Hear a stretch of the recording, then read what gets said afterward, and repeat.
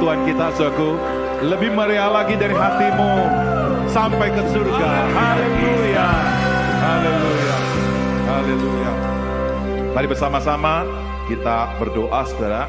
Kami bersyukur Tuhan untuk kesempatan kami berkumpul di tempat ini untuk beribadah. Kami ingin menikmati firman-Mu, biarlah Roh Kudus membantu dan menolong kami, untuk kami boleh menikmati firman-Mu, dan firman-Mu itu menjadi makanan rohani kami. Sehingga itu akan membuat kami kokoh, bertumbuh, menjadi orang Kristen yang dewasa, berani menghadapi tantangan, dan menjadi orang Kristen yang menghadirkan kerajaan Allah di bumi ini. Kami siap untuk menerima firman-Mu. Inilah doa kami ya Bapa, di dalam nama Yesus Tuhan dan Juru Selamat kami berdoa. Katakan yang percaya, amin. Silakan duduk saudara. Izinkan saya mewakili para pemimpin dan seluruh hamba Tuhan menyampaikan selamat tahun baru tahun 2022 kepada kita semua. Dan kata Jimmy, kalau Natal gereja mula-mula itu 14 hari ya. Jadi enggak salah juga kalau kami mengucapkan selamat Natal kepada saudara-saudara sekalian. Nah, saudaraku, hari ini kita akan sama-sama membahas sebuah series, yaitu yang berkaitan dengan perjumpaan Yesus dengan beberapa pribadi yang dicatat di dalam Alkitab. Saudaraku, ada suatu keajaiban, saudaraku, di mana ada perjumpaan Yesus dengan seseorang itu mengalami perubahan. Kalau pakai bahasa saya begini, saudaraku ya, seseorang yang dilawat oleh Tuhan pasti ada perubahan. Tapi kalau dilewat, dia nggak berubah apa-apa, saudara. Tanya sama kiri kanan, kamu mau dilawat atau mau dilewat? Ya, saudaraku, kita jangan jadi orang Kristen yang lebih suka dilewatin sama Tuhan, rugi, saudara. Ya, mari bersama-sama kita membuka diri kita menjadi pribadi yang dilawat oleh Tuhan. Nah, saudaraku, khusus untuk pembukaan ini, saya akan menyampaikan firman Tuhan perjumpaan Yesus dengan Saulus. Ada sebuah keunikan tersendiri perjumpaan Yesus dengan Saulus dibandingkan dengan perjumpaan Yesus seperti misalnya kepada Maria, kepada Matius, ya, kepada Andreas, kepada Petrus dan sebagainya. Keunikannya begini, saudaraku, bahwa Saulus ini adalah satu-satunya tokoh Alkitab yang dicatat dalam Perjanjian Baru yang mengalami perjumpaan Yesus setelah Yesus itu bangkit dari antara orang mati. Ya, setelah Yesus itu bangkit dari antara orang mati. Jadi saudaraku, Saulus ini mengalami sebuah mujizat yang amat luar biasa dibandingkan dengan murid-murid atau orang-orang yang berjumpa dengan Yesus sebelum kematian Kristus, sebelum kematian Yesus di atas kayu salib. Jadi ini adalah satu-satunya yang sangat unik. Mari bersama-sama kita akan belajar lebih dalam perjumpaan Yesus dengan Saulus. Saya akan mengajak saudara untuk kita membuka firman Tuhan yang saya ambil di dalam Kisah Para Rasul pasal 9 ayat 1 sampai dengan ayatnya yang ke-15. Ya, saya ulangi lagi, Kisah Para Rasul pasal 9 ayat 1 sampai dengan ayatnya yang ke-15. Saya akan bacakan ayat ini untuk kita semua. Sementara itu berkobar-kobarlah hati Saulus untuk mengancam dan membunuh murid-murid Tuhan. Gila nih saudaraku ya, tukang bunuh saudara ya. Ia menghadap imam besar dan meminta surat kuasa daripadanya untuk dibawa kepada majelis-majelis Yahudi di Damsyik, supaya jika ia menemukan laki-laki atau perempuan yang mengikuti jalan Tuhan, ia menangkap mereka dan membawa mereka ke Yerusalem. Dalam perjalanannya ke Damsyik, ketika ia sudah dekat kota itu, tiba-tiba cahaya memancar dari langit mengelilingi dia. Ia rebah ke tanah dan kedengaranlah olehnya suatu suara yang berkata kepadanya, "Saulus, Saulus, mengapa engkau menganiaya aku?" Jawab Saulus, "Siapakah engkau, Tuhan?" Katanya, "Akulah Yesus yang kau aniaya itu. Tetapi bangunlah dan pergilah ke dalam kota. Di sana akan dikatakan kepadamu apa yang harus kau perbuat." Maka termangu-mangulah teman-temannya seperjalanan, karena mereka memang mendengar suara itu, tapi tidak melihat seorang juga pun. Saulus bangun dan berdiri, lalu membuka matanya. Tetapi ia tidak dapat melihat apa-apa. Mereka harus menuntun dia masuk ke Damsyik. 3 hari lamanya ia tidak dapat melihat, dan 3 hari lamanya ia tidak makan dan minum. Di Damsyik ada seorang murid Tuhan bernama Ananias. Firman Tuhan kepadanya dalam suatu penglihatan, "Ananias," jawabnya, "Ini aku Tuhan." Firman Tuhan, "Mari, pergilah ke jalan yang bernama Jalan Lurus dan carilah di rumah Yudas seorang dari Tarsus yang bernama Saulus. Ia sekarang berdoa." Dan dalam suatu penglihatan ia melihat bahwa seorang yang bernama Ananias masuk ke dalam dan menumpangkan tangannya ke atasnya supaya ia dapat melihat lagi. Jawab Ananias, "Tuhan, dari banyak orang telah kudengar tentang orang itu. Betapa banyaknya kejahatan yang dilakukannya terhadap orang-orang kudus-Mu di Yerusalem. Dan ia datang kemari dengan kuasa penuh dari imam-imam kepala untuk menangkap semua orang yang memanggil nama-Mu. Tetapi firman Tuhan kepadanya, pergilah, sebab orang ini adalah alat pilihan bagiku untuk memberitakan namaku kepada bangsa-bangsa lain, serta raja-raja dan orang-orang Israel." Saya akan mengajak saudara untuk kita membaca teks yang lain, yang saya ambil di dalam surat 1 Korintus pasal 15 ayat yang ke-10. Mari kita baca sama-sama saudara. Yang tadi saya bacain, yang ini mesti baca sama-sama ya. 1, 2, 3. "Tetapi karena kasih karunia Allah, aku adalah sebagaimana aku ada sekarang. Dan kasih karunia yang dianugerahkannya kepadaku tidak sia-sia. Sebaliknya, aku telah bekerja lebih keras daripada mereka. Tetapi bukannya aku, melainkan kasih karunia Allah yang menyertai aku." Selamat dan berbahagia bagi saudara yang baca firman Tuhan, yang merenungkan, dan yang melakukan di dalam kehidupan hari lepas hari. Saudara, tadi disebutkan ada seorang tokoh yang bernama Saulus. Saulus dan Paulus sebenarnya adalah tokoh yang sama, saudara.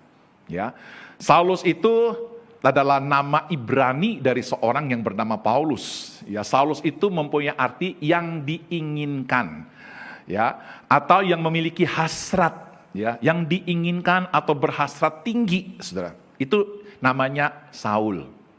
Ya, Saul memang adalah seseorang yang sangat diinginkan dan diharapkan. Itu menjadi semacam tangan kanannya dari majelis agama Yahudi waktu itu, yang memang dipercaya, yang diinginkan untuk menjadi tokoh penting atau tokoh kunci untuk memimpin sebuah kegerakan dari orang-orang Yahudi untuk menganiaya orang-orang Kristen. Bukan saya menganiaya loh, ya, untuk bahkan membunuh orang-orang Kristen. Saudara, Saulus adalah salah satu orang yang menyaksikan dan bahkan menyetujui seorang yang bernama Stefanus, pengikut jalan Tuhan yang percaya pada Yesus, akhirnya mati dirajam. Jadi saudara, Saulus itu adalah seorang yang sebelum percaya pada Yesus, dia adalah betul-betul seorang yang diinginkan, yang diharapkan untuk bisa memimpin sebuah gerakan yang besar, untuk mematikan dan untuk mengecilkan kekristenan pada saat itu. Tapi kita bersyukur kepada Tuhan, saudaraku, di dalam Kisah Para Rasul, teks yang kita baca tadi, ada sebuah perjumpaan yang sangat ajaib, yang mengubah akan seorang yang bernama Saulus. Ya, sehingga saudaraku, dia juga akhirnya menjadi pengikut jalannya Tuhan, ya, menjadi pengikutnya Yesus. Dan kemudian saudaraku, dalam berapa tahun kemudian, dia lebih senang disebut dengan Paulus. Apa arti nama Paulus? Nanti di akhir khotbah ini saya akan jelaskan kepada saudara. Nah, saudara, berdasarkan surat 1 Korintus pasal 15 ayat yang ke-10, ya, kita akan menemukan sebuah ringkasan atau sebuah tema penting, ya, tentang perjumpaan Yesus dengan seorang yang bernama Saulus. Temanya adalah kasih karunia.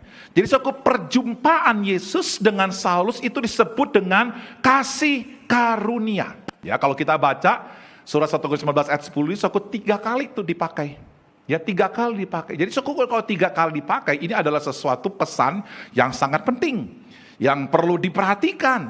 Ini sesuatu yang serius. Saya tidak tahu suatu siapa di antara saudara, engkau punya masa lalu yang buruk. Kau punya masa lalu yang gagal. Kau punya masa lalu yang tidak bisa memenuhi tuntutan hukum moral, hukum etika, hukum adat istiadat, dan sebagainya. Saya tidak tahu hari ini apakah Anda adalah orang yang seperti itu. Tapi saudara, mari bersama-sama saya mengajak saudara untuk kita lepaskan kacamata moral, kacamata agama. Mari bersama-sama kita melihat masa lalu kita dengan kacamata kasih karunia. Sekarang kita melihat juga dengan kacamata kasih karunia. Ke depan kita juga mesti melihat dengan kacamata kasih karunia. Saudara, kalau hari ini Anda putus asa, di dalam kasih karunia ada kekuatan untuk Anda bangkit. Hari ini kalau saudara kehilangan pengharapan tentang masa lalu saudara pada tahun 2021, engkau banyak gagal, engkau kehilangan pengharapan. Saya mau kasih tahu kepada saudara, di dalam kasih karunia selalu ada pengharapan. Hari ini kalau engkau menatap masa depanmu, engkau merasa tidak berdaya. Saya ingin beritahu kepada saudara, di dalam kasih karunia ada kekuatan untuk engkau bisa melangkah pada tahun 2022 ini. Jadi saudara, mari bersama-sama kita melihat masa lalu kita saudara dengan kacamata kasih karunia, bahwa hidup kita tidak lagi dikuasai oleh sejarah kita yang buruk. Mari bersama-sama kita melihat hari ini dan kita berdiri tegak berdasarkan kasih karunia. Dan mari bersama-sama kita menatap masa depan dengan kekuatan yang Tuhan berikan di dalam kasih karunia-Nya. Nah, kita akan belajar saudara dalam surat 1 Korintus pasal 15 ayat yang ke-10, dua hal yang sangat penting saudara ya. Yang pertama, kata kasih karunia itu saudara, kata kasih karunia itu di dalam bahasa aslinya dipakai kata karis, ya karis itu artinya pemberian secara cuma-cuma, sebuah pemberian tanpa syarat, ya. Nah, saudara, yang namanya karis atau kasih karunia itu adalah bagian dari sifatnya, dari sifat kasih Allah, ya, bahwa Allah itu mengasihi kita sehingga Ia mengutus Anak-Nya tunggal bagi kita. Jadi itu bagian dari kasih Allah yang mengasihi saudara yang diciptakannya. Dan kemudian kita bisa menerimanya itu melalui Yesus Kristus. Yaitu pemberian dari Allah. Dan kemudian kita menerimanya di dalam Yesus Kristus. Dan yang paling penting begini saudara. Diberikan dengan cara menabrak kehendak manusia. Yuk katakan sama-sama. Diberikan dengan cara apa? Menabrak kehendak manusia. Kenapa saya katakan menabrak kehendak manusia? Dari sejarah perubahan yang terjadi di dalam kehidupan seorang yang bernama Saulus, teks kita baca tadi di dalam Kisah Rasul pasal 19, kita menemukan apa sih yang menjadi kehendak Saulus ketika dia pergi ke Damsyik. Kehendak dia apa, saudara? Mau membunuh, mau menganiaya, mau mengancam, mau menindas orang-orang Kristen, orang-orang yang mengikuti jalan Tuhan, orang-orang yang menyebut nama Tuhan. Saulus itu kehendaknya seperti itu, saudara. Tapi di tengah jalan, waktu dia berkehendak seperti itu, saudaraku, ditabrak sama Tuhan. Ya, sehingga akhir terjadi sebuah perubahan kehendak yang begitu radikal dalam kehidupan seorang yang bernama Saulus. Dari seorang yang mengejar-ngejar kekristenan, menjadi orang yang mendekati kekristenan untuk menguatkan mereka. Dari orang yang berusaha untuk sebisa mungkin orang Kristen itu nggak berkembang, menjadi seseorang yang akhirnya mencari jiwa, memenangkan orang sebanyak mungkin, dan kemudian mendirikan gereja di berbagai tempat di Asia Kecil waktu itu.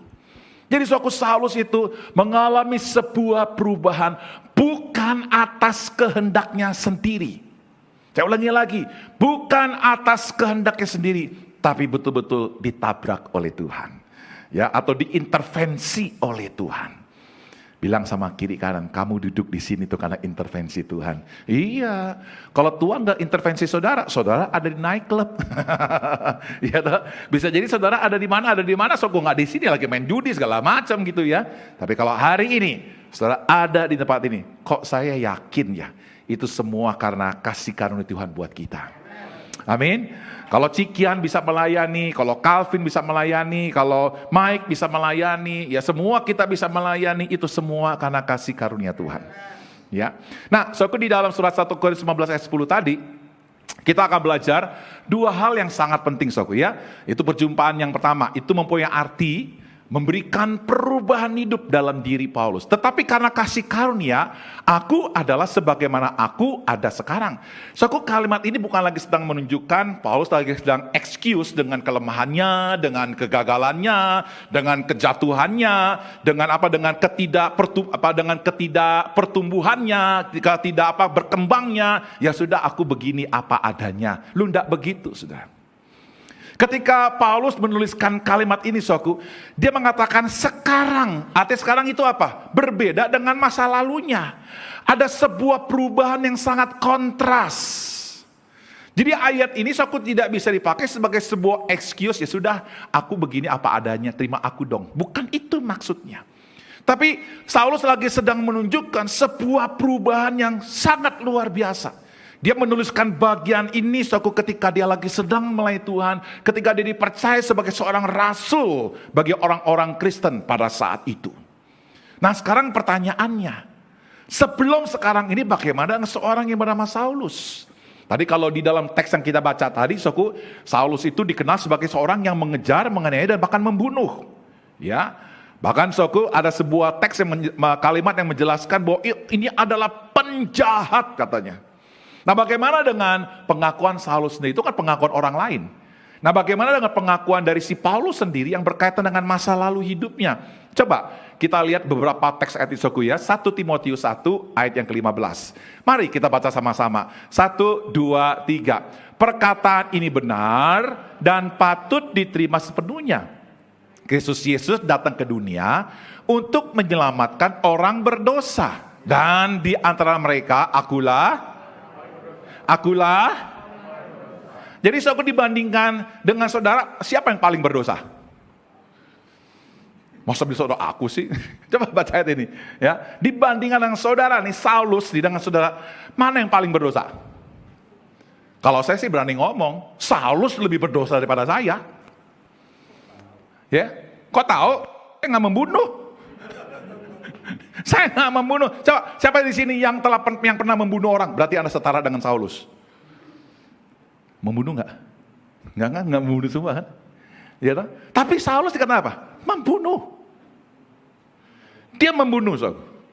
Jadi saudara, dari antara semua orang percaya, dia adalah orang yang paling berdosa. Bilang sama kiri kanan, rupanya Saulus lebih buruk dari gua. Ayo ngomong 1, 2, 3. Sama kiri kanan. 1, 2, 3. Paulus lebih buruk dari gua. Aduh. Tapi Saulus berubah gak, saudara? Dia berubah. Ya, dari seorang pembunuh, dia yang membawa kehidupan. Itu hebatnya Saulus. Ya.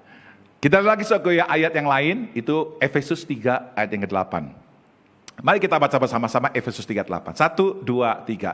Kepadaku yang paling hina di antara segala orang kudus telah dianugerahkan kasih karunia ini untuk memberitakan kepada orang-orang bukan Yahudi kekayaan Kristus yang tidak terduga itu. Jadi oleh karena kasih karunia, akhirnya Paulus bisa menjadi seorang hamba Tuhan yang memberitakan Injil Kristus kepada orang-orang bukan Yahudi. Jadi boleh katakan sebagai hamba Tuhan lah, pendeta lah, ya rohaniawan lah yang memberitakan Injil. Saya pengen tanya, mana lebih hina, Saulus dengan Mike? Ayo, mana lebih hina? Nggak apa-apa, saudara kan bukan hamba Tuhan, ngomong aja langsung sekarang. Hah? Mana lebih hina, Saulus atau Mike? Hah? Paulus lebih hina. Kok kurang ajar, saudara? Rasul dia, saudara. Saya pengen tanya, mana lebih hina, Saulus atau Hengki Setiawan? Nggak berani, saudara ya. Takut kena pasal penistaan ya. Ya, kekristenan nggak pernah kenal takut dengan pasal penistaan. Rasul di sini ngomong aku paling hina kok. Paling hina. Makanya kalau orang udah bisa ngomong aku adalah orang yang paling hina, mau dihina apa lagi? Halo? Ya toh, kalau Anda berdiri tegak, ya, dijodokin, Anda ngelawan. Tapi kalau udah jatuh, mau gimana jatuhin lagi? Tanya sama kiri kanan, lu udah jatuh sih nggak? Makanya kalau orang belum pernah jatuh, ya disinggung sedikit ya marah-marah dia. Lu gua lapor polisi lu, pasal penghinaan lu. Pasal penghinaan dipakai, saudara. Ya repot sekarang ini apa-apa pasal penghinaan ya. Oke, jadi saudara Paulus ini apa saudara? Dia adalah orang yang paling hina. Apalagi yang mau dihina. Selesai mulut kita, saudaraku. Jadi saudara, dari seluruh pemberita firman Tuhan, dari sepanjang abad, di segala tempat, dimanapun berada, bahkan termasuk pendeta Hengki, dia lebih buruk dari saya. Saya nggak pernah membunuh orang. Paulus membunuh orang, saudara. Ya toh? Itulah seorang yang bernama Saulus. Dia lebih hina dari semua hamba Tuhan yang ada, saudara. Jadi saya bersyukur, saudaraku ya, kalau saya dulu punya masa lalu yang buruk, dibandingkan dengan Saulus, ya ampun, gue mah gak ada apa-apanya. Dia lebih terhina dari saya, saudara. Kalau orang yang terhina aja seperti Saulus yang lebih terhina dibanding saya bisa bangkit, kenapa saya gak bisa bangkit? Itu semua karena kasih karunia-Nya. Amin. Nah, kita lihat saudaraku ya, yang ketiga. 1 Korintus 15 ayat 9. Ini ayat di atasnya yang sebelum teks yang kita baca tadi. 1 Korintus 15 ayat yang ke-10. Kita baca sama-sama. 1, 2, 3. Karena aku adalah yang paling hina dari semua rasul. Sebab aku telah menganiaya jemaat Allah. Murid-murid Yesus yang lain gak pernah menganiaya jemaat. So, aku gak pernah. Tapi dia adalah seorang rasul yang sebelum percaya pada Yesus, dia tugasnya menganiaya orang Kristen. Yang nyebut nama Yesus dikejar. Yang lagi berdoa dikejar. Yang lagi baca Alkitab dikejar. Yang lagi ngumpul di rumah dikejar. Makanya waktu itu gereja mula-mula ya. Bagaimana supaya tahu nih sesama ini, kita nih sesama orang Kristen nih. Sesama orang percaya. Mereka bikin tanda salib. Di pasar ketemu. Nah, gua tahu dia orang Kristen. Gitu loh. Saulus gak ngerti, ini apa ini, gak ngerti saudaraku. Tapi saya ngerti. Ya, jadi begini, itu tanda salib itu, mau yang begini sama aja itu tanda salib ya. Kalau begini kan Katolik, gini kan Ortodoks ya. Itu adalah bukan buatan gereja Katolik. Itu sudah ada sejak gereja mula-mula teraniaya. Jadi bagaimana mereka saling tahu identitas mereka sebagai orang Kristen, bikin tanda salib di pasar. Halo, ini orang Kristen sudah tahu. Jadi nggak sebut shalom, shalom ditangkap saudara. Ya, halo, diberkati Pak Tuhan Yesus, ditangkap saudara masih Saulus itu. Jadi cukup dengan begini saudaraku, itu orang Kristen. Nah, kadang-kadang saudaraku kalau saya ada doa berkat, saya kadang-kadang ada tanda salib. Bukan karena saya Katolik saudaraku, enggak. Itu bukan ciptaan Katolik, itu adalah tanda pada saat gereja mula-mula teraniaya. Jadi saudaraku, ketika Paulus berkata sebagaimana aku ada sekarang, ini bukan excuse.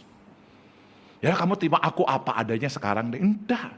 Jadi sekarang yang ketika Paulus mengucapkan kalimat itu adalah sekarang yang sudah berubah dari dahulu. Sangat berbeda, saudara. Dan saya percaya kasih karunia yang dia alami oleh Paulus mampu membuat engkau juga berubah. Mampu membuat engkau berubah. Bagian kedua, saudaraku. Yang kedua. Ya, bagian kedua, saudaraku ya. Mari kita bersama-sama melihat perjumpaan yang kedua ini ya. Membuat kita bekerja lebih keras bagi Tuhan. Saya akan ucapkan kalimat di dalam surat 1 Korintus pasal 15 ayat yang ke-10b. Dan kasih karunia yang dianugerahkannya kepadaku dikatakan apa? Tidak sia-sia. Sebaliknya, aku telah bekerja lebih keras daripada mereka semua. Maksudnya semua di sini apa tuh? Hah? Orang-orang yang lebih suci dari saya. Ya, orang-orang yang lebih baik dari saya. Yang disebutkan Paulus tadi. Aku bekerja lebih keras daripada mereka semua. Tapi bukannya aku, melainkan kasih karunia yang menyertai aku. Saudaraku, hari-hari ini saudaraku, doktrin kasih karunia itu diselewengkan. Ya, sehingga saudaraku, ekstrim penyelewengan dari doktrin kasih karunia itu disebut dengan cheap grace. Ya, anugerah murahan, anugerah gampangan. Ya, jadi kalau saya sudah percaya pada Yesus, sudah menerima kasih karunia, kalau begitu saya berbuat jahat nggak apa-apa dong. Kalau begitu saya malas-malasan nggak apa-apa dong. Kalau gitu saya jadi jemaat 5D nggak apa-apa dong. Tahu 5D nggak masih singkatannya? Gue udah ulang-ulang ratusan kali, lu lupa melulu. Gimana sih? 5D, datang duduk diam dengar dadah. Nah itu loh saudara. Ya apa? Datang duduk diam dengar. Nah itu loh 5D. Ya, tanya sama kiri kanan, kamu kan 5D kan? Ya, datang duduk diam dengar dada. Ya, mau tambah satu lagi, diberkati. Waduh, diberkati mau banget deh saudara. Ya toh? Jadi saudaraku, banyak orang Kristen salah mengerti tentang doktrin kasih karunia, seolah-olah kasih karunia itu adalah sebuah tiket karcis untuk kita bisa bermalas-malesan, untuk kita nggak bertumbuh juga nggak apa-apa, bahkan saudaraku, untuk kita melakukan sebuah kejahatan pun nggak apa-apa. Salah total, saudara. Kalau Anda memiliki pemikiran seperti itu, Anda nggak mengerti apa itu kasih karunia. Anda tidak paham dengan kasih karunia. Orang yang mengajarkan tentang cheap grace adalah orang yang nggak mengerti total akan yang namanya kasih karunia yang diajarkan oleh kitab suci. Kalau kita baca ayat ini, saudara, coba saya pengen tanya, orang yang mengenal kasih karunia sekali Saulus yang begitu jahat, ketika dia terima Yesus, ketika dia ada di dalam Kristus, Paulus ngomong apa? Halo? Aku bekerja lebih keras. Kata lebih keras itu dalam bahasa aslinya, saya nggak tahu, ini mungkin udah 4 kali 5 kali saya sudah ngomongin di ibadah ini. Itu dipakai kata kopiao, bukan kopi bukan. Kalau kopi tempat kita ngopi, enak saudara. Tapi kopiao itu dalam bahasa aslinya, itu mempunyai arti seseorang yang sedang bekerja, itu sampai titik kelelahan yang paling maksimal. Saya ulangi lagi, dia bekerja, dia melayani, itu sampai titik kelelahan yang paling maksimal dalam hidupnya. Kalau Anda mau tahu di gereja ini, siapa orang yang melayani sampai pada titik kelemahan yang paling maksimal, Anda lihat itu orang-orang yang duduk di situ tuh. SML. Mereka mulai dari pagi loh saudara. Pagi, kemudian ada lagi sekolah minggu. Nanti ada eagle, nanti yang sore ini. Kadang-kadang mereka tergeletak di sini, kelan ngorok ke. Si Akang ngorok ke. Ketika aku lihat lagi ngorok, wah itu titik kelemahan maksimal tuh. Sampai dia bisa ngorok saudara. Lelah sekali. Atau bahkan sampai titik, sampai berkeringat saudara. Ingat waktu Yesus pergi ke salib saudara, Taman Getsemani. Itu sampai dia berkeringat saudara. Ada sebuah beban mental yang begitu berat. Sampai pada titik yang dimana dia itu sampai harus mengeluarkan keringat bercampur darah. Itu kopiau. Saya pengen tanya saudara. Anda jadi orang Kristen sudah kopiau belum? Seorang yang mengenal kasih karunia Allah dan mengalami kasih karunia dalam hidupnya saudaraku, dia akan bekerja lebih keras. Bekerja lebih keras. Jadi saudaraku jangan menjadi orang Kristen sudah 20 tahun saudaraku ya, bukan lebih keras tapi lebih lembek. Kalau dulu saya melayani saudaraku, waduh kerja keras aku dari panitia semua saudaraku seharian saya melayani. Tapi sekarang rapat aja baru setengah jam. Kenapa sih rapat lama-lama? Begitu. Rapat lama-lama saudara. Kan keluhannya begitu ya. Ini orang-orang zaman dahulu nih kayak Cikian begitu. Rapat bisa 6 jam. Waduh keluhannya minta ampun. Makanya orang kapok jadi majelis, betul nggak? Pak Citat. Gue juga lagi mikir rapat 6 jam apa yang ngomongin ya. Iya. Ya kan emang itu sih lah. Namanya kalau majelis-majelis isi pedagang begitu semua tuh. Iya. Iya. Kan enak. Kalau pedagang itu kan kekuatannya kan ngobrol kan. Ngomong kan panjang lebar. Dibawalah ke rapat jadi 6 jam lah. Hamba Tuhan di situ mesti sampai kopiao aku nungguin. Sampai jam 1 pagi gitu loh. Loh, seseorang yang mengenal kasih karunia begini saudaraku ya. Kalau dulu saya melayani hanya sebagai ya penyambut begitu ya. Naik dong. Setelah jadi penyambut lebih jadi kolektan gitu loh. Naik lagi. Jadi apa saudaraku? Jadi apa? Jadi panitia. Tahun depan naik lagi. Jadi apa saudaraku? Jadi pengurus. Tahun depan naik lagi jadi apa? Jadi diaken. Nanti aku 10 tahun lagi kemudian kayak Calvin nih, naik lagi jadi penatua. Nah, ini penatua, bunda-bunda begini penatua saudara. Oh dia saudara, penatua. Nah kalau penatua bagaimana? Ya terus penatua.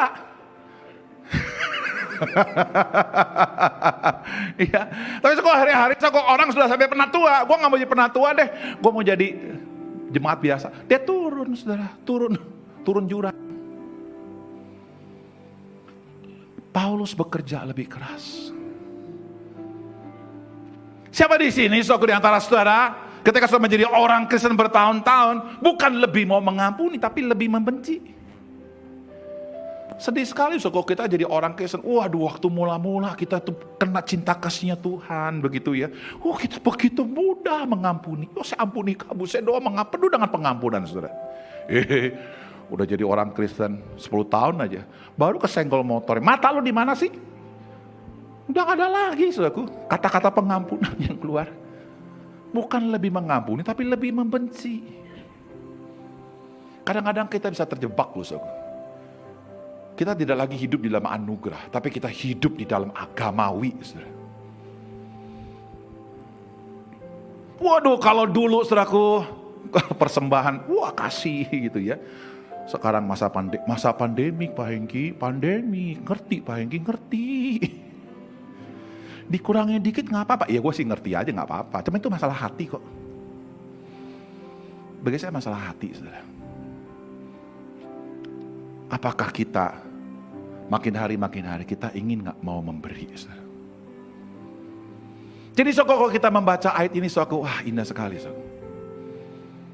Paulus adalah seseorang yang ketika dia mengenal kasih karunia, dia bekerja lebih keras. Dan kalaupun dia berhasil, saya pengen tanya, itu karena hebatan dia? Paulus bilang begini, karena kasih karunia Allah yang menyertai aku. Nggak ada alasan untuk dia sombong, saudara. Nggak ada alasan. Saya yang beritahu saudara, saya akan bekerja keras buat gereja ini. Tapi nanti ketika berhasil, saudara jangan lihat Hengki Setiawan, enggak. Lihat dong kasih karunia Allah yang menyertai aku. Allah itu sendiri yang patut dimuliakan, bukannya Hengki Setiawan. Hengki Setiawan itu cuma hanya debu dan abu, saudara. Nggak perlulah sebut-sebut namaku. Nggak perlu aku dibesar-besarin, termasuk juga Mike dan sebagainya, nggak perlu. Yang penting kasih karunia Allah itu yang dibesarkan, saudara. Saudara, saya ingin tutup khotbah saya dengan sebuah perkataan dari seorang apologet, seorang dosen, dia pengajar dan seorang gembala. Dia melayani di gereja GSRI di Surabaya, saudara. Ya, orang ini bernama Yakub Trihandoko. Dia bilang begini, kasih karunia tidak menuntut respon, tetapi menumbuhkan respon. Anda ngerti maksud ayat ini? Orang yang mengerti dan mengalami kasih karunia, dia nggak perlu ditanya dulu, mau pelayanan nggak? Mau nggak pelayanan? Gua nggak mau ah. Atau saudara mau? Itu ditanya dulu, baru saudara berespon. Kalau orang yang betul-betul mengalami kasih karunia, saudara nggak menuntut respon, dia otomatis, Musa, aku ingin melayani. Musa, aku ingin memberi. Jadi nggak perlu disuruh-suruh, ini ada pembangunan ya, ayo mau berapa? Dulu kan begitu kan kerjaannya kan. Kalau kurang kan datang ke rumah kan, betul nggak? Iya gue tahu aja lah, betul nggak Pak Cita? Satu-satu ditodongin gitu kan. Ya saya menghargai lah para pemimpin masa lalu lah ya, saya menghargai itu. Tapi jangan terus-terusan begitu, saudara. Mari bersama-sama kita yang sudah mengenal kasih karunia, saudara tahu kebutuhan gereja itu apa, ya sudah nggak perlu di ngomongnya, Anda berikan aja langsung. Ya. Saya ke depan suatu nanti saya punya mimpi, suatu orang jadi majelis itu ngantri, saudara. Mau jadi penatua itu ngantri. Kalau sekarang suatu aduh susahnya setengah mati, saudara. Iya. Saya berdoa ke depan nanti, saudara. Saya ingin beritahu pada saudara, akan ada banyak orang yang mengalami kasih karunia. Dia yang akan datang dibilang, Musa, aku mau jadi penatua. Seberat apapun, aku akan pegang tugas itu. Kalaupun berhasil, enggak apa-apa, itu karena kasih karunia. Kalaupun gagal, enggak perlu putus asa. Kegagalan di dalam kasih karunia pun itu merupakan keberhasilan. Ini kalimat saya dalam, saudara, Anda pikirkan baik-baik. Karena kegagalan dalam kasih karunia tidak selalu harus dipandang buruk, saudara. Kadang-kala kegagalan itu boleh Tuhan izinkan, supaya engkau tahu, jangan engkau sombong. Itu kasih karunia. Saya berdoa, saudara, mari bersama-sama kita mengalami berjumpa dengan Yesus di dalam titik yang namanya kasih karunia. Karena kasih karunia adalah jantungnya kekristenan. Hilang ini, saudara, kita gak ada bedanya. Aku lebih suka jadi orang Konghucu. Tapi karena ada kasih karunia, aku akan mengikuti Tuhan seumur hidupku. Tuhan berkati saudara. Mari bersama-sama kita berdoa. Haleluya Yesus. Haleluya. Haleluya. Oh, haleluya. Terpujilah kasih karunia-Mu, Yesus. Haleluya.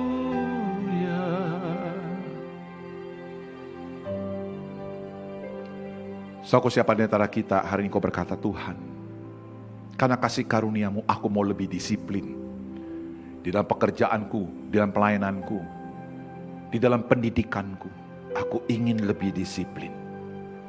Aku ingin lebih berkorban buat bangsaku Indonesia, buat gerejaku, buat keluargaku. Aku ingin lebih berkorban. Siapa yang berkata, Tuhan, aku ingin mau lebih melayani Engkau, lebih mau banyak memberi dan lebih mau mengampuni, lebih mau hidup disiplin di hadapan Tuhan, bukan saja di gereja, tapi dalam segala bidang hidup kami. Kami ingin lebih berdisiplin. Karena kasih karunia akan menolong kita untuk menjadi orang yang lebih baik buat masa depan hidup kita. Yang berkata, Tuhan, saya mau Tuhan lebih bekerja lebih keras, lebih mengampuni, lebih mau melayani, lebih mau berkorban, lebih mau berdisiplin. Taruh tanganmu di dada dan saya akan berdoa buat saudara. Haleluya, puji Tuhan. Haleluya, puji Tuhan. Terima kasih Tuhan. Kami ingin melihat masa lalu kami dari kacamata kasih karunia. Hari ini Tuhan, kami tahu dengan pasti bahwa hidup kami tidak lagi dikuasai oleh masa lalu kami yang buruk. Hidup kami pada masa lalu yang buruk itu telah ditebus secara sempurna oleh kasih karunia dari Yesus Kristus. Hari ini Tuhan, kami tahu banyak tantangan, banyak pergumulan, banyak kekurangan yang ada pada kami semua. Tapi sekarang kami percaya bahwa kasih karunia Tuhan itu cukup untuk membuat kami berdiri tegak pada hari ini. Menjadi orang Kristen yang disiplin, menjadi orang Kristen yang lebih mau berkorban, menjadi orang Kristen yang lebih mau melayani, lebih menghormati orang tua, lebih menyenangkan Tuhan di dalam seluruh aspek bidang hidup kami Tuhan. Dan kami percaya di masa depan nanti Tuhan akan ada banyak tantangan yang lebih besar. Tapi kami percaya Tuhan, kami percaya kasih karunia-Mu cukup membuat kami melakukan sebuah terobosan-terobosan yang besar di masa depan dalam hidup kami. Melalui hidup kami nanti akan ada orang yang percaya pada Yesus. Melalui hidup kami nanti akan ada banyak yang namanya kejahatan akan disingkirkan oleh kehadiran kami. Tuhan, Kau berkati setiap anak-anak-Mu yang menaruh tangan di dada. Biarlah kasih karunia Tuhan menguatkan mereka. Terima kasih Tuhan. Inilah doa kami. Dalam nama Yesus kami berdoa. Amin.